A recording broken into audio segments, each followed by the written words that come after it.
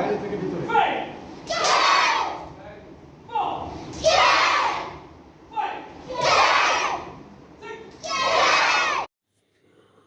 Palsunda the school of karate ছাত্রছাত্রীদের belt upgradation পরীক্ষার আয়োজন করা হলো নবগ্রামের পলসুন্ডা মোড়ে।